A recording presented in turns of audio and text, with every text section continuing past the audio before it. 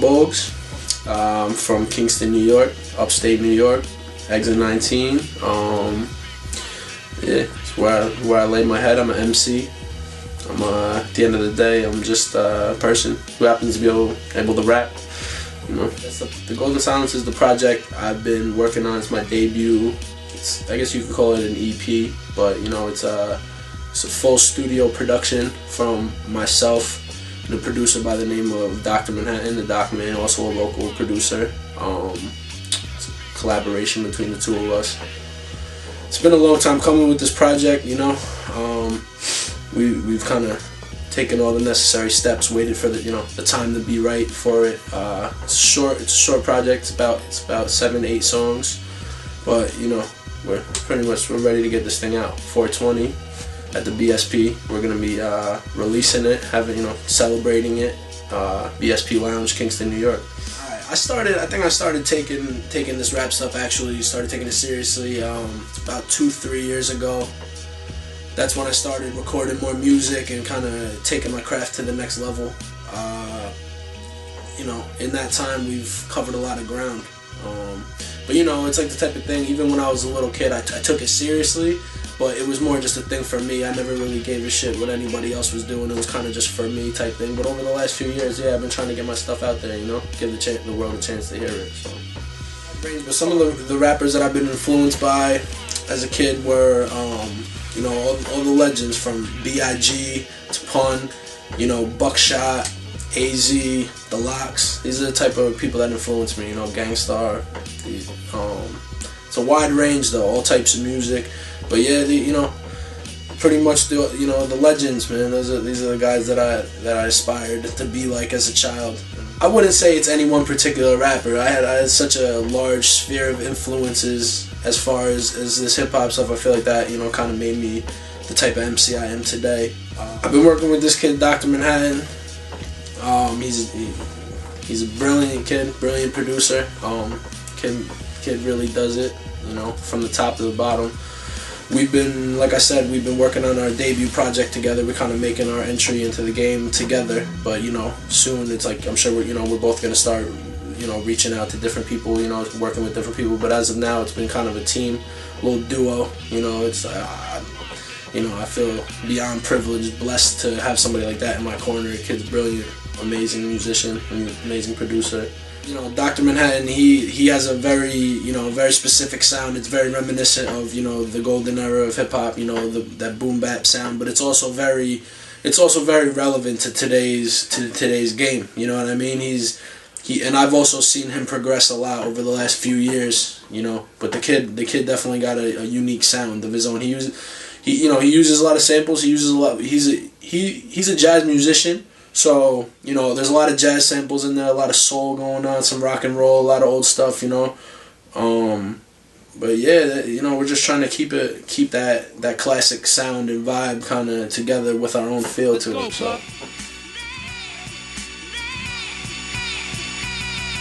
In the crib, up early, low jammies hanging off me with my ace in the kitchen, discussing numbers over coffee. Minimize the speech, each syllable costly. Cause time is money and each minute it costs me. Know what I mean? Play the bench and stick to the guideline. I'll send your whole fucking team to the sideline. Only the strong. The first track on the project, it's titled Slow Cooking. I think the name kind of comes from, you know, it's been a tedious process. We've taken our time, done things right, and like this is kind of our product. And you know, so it's the first project on the debut. That's kind of where it comes from. But you know, the song starts out. It's just a lot of imagery, a lot of vivid stuff, and just straight rhyming for the most part. But when you get into the hook and you get into, like, you know, the meaning, you try to read between the lines, it kind of has to do with like that sacrifice of, you know, you bust your ass now to try to live comfortable later. You know, it's like that sacrifice, that daily, every day in and out. You know, it's just doing what we got to do for the time being, and it is what it is. You know, trying to see our families live beautifully down the line. So. Ever since I took the liquor bottles out the cabinet, 1,000 seeds in the Reggie, flowing while I'm bagging it. A decade later, they ratting on some faggot shit since old enough to bone. I've been watching the throne, the fucking handout. I'll make it to the top of my own. Track two, Dollar Duchess is titled. This is one that's, you know, it touches on growing up. It has a lot to do with, you know, a lot of references to childhood and growing up. There's a couple little pieces of, you know, nostalgic shit in there that all my, like, you know, old Uptown Kingston heads might pick up on if they're out there listening. So. 88, baby, heavy on 87, right lane, driving cooler than gray on the J11. I don't glorify the hustle, but it's how I get from day to day. Became second nature, not a game that I just play to play. Beat the clock when you get your shot before you fade away, and if you beat the buzzer, you in the books and here to stay. Track 3 is titled Lifeline.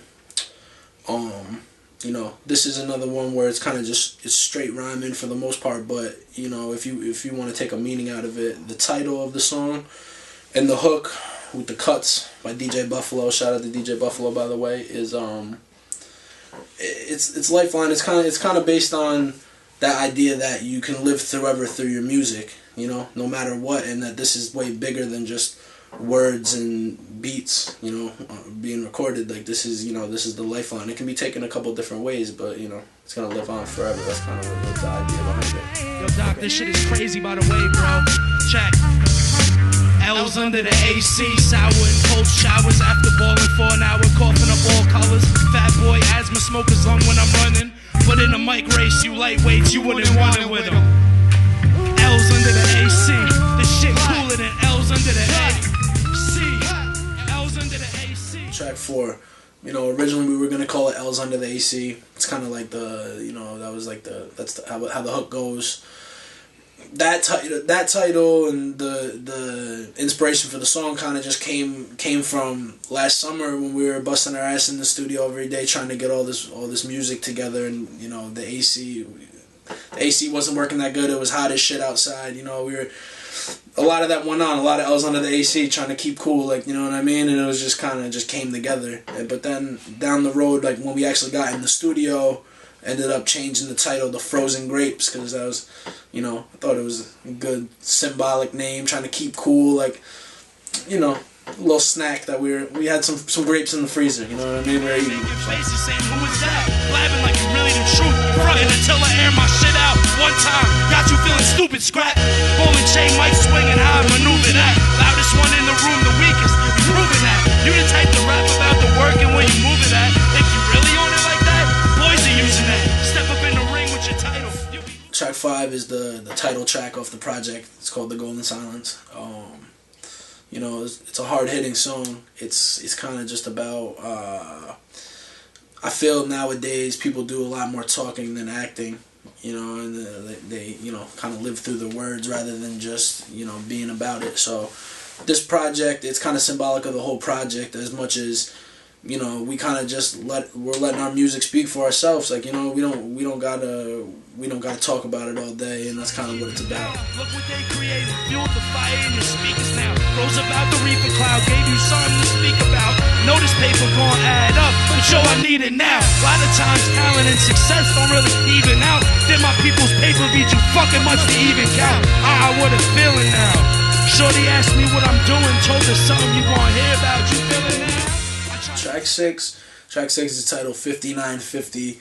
It you know, translates to the new era cap, like, you know what I mean, and it's kind of just symbolic of, you know, there's a new era, a new time in our lives. We're just moving forward, like, you know, like a lot of new doors opening, and we just have like high hopes for the, you know, for this next coming period, next couple of years and stuff. We're trying to make things happen. So chill out.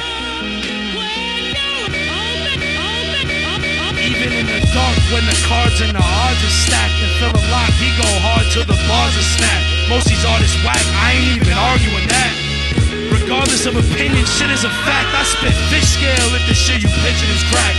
Piss gas on the record, then I'm flicking a map. Ain't even club words. Track 7 is titled Natural Born Spitters.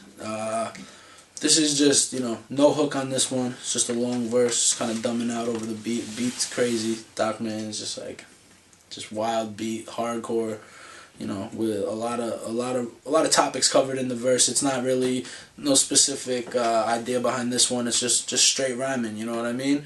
And that was, you know, supposed to be, that's the last joint on the project for the most part. It's like a hard way to, you know, it's a good way to close it out. You know, it's like Take these words home and think it through. Don't tell me what it meant to you. What it meant. We got a hidden track on the project. It's titled The Interpreter. This one we kind of just stuck in the last minute. We decided we'll complement the rest of the project well. This is actually another one where there's, it's just a long verse, just straight dumping on this. But that one has more of an idea behind it, more of a theme.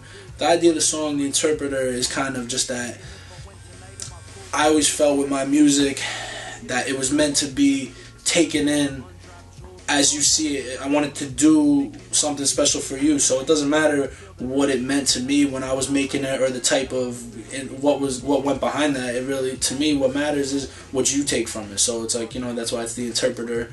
It does something different for each one of us type thing. So.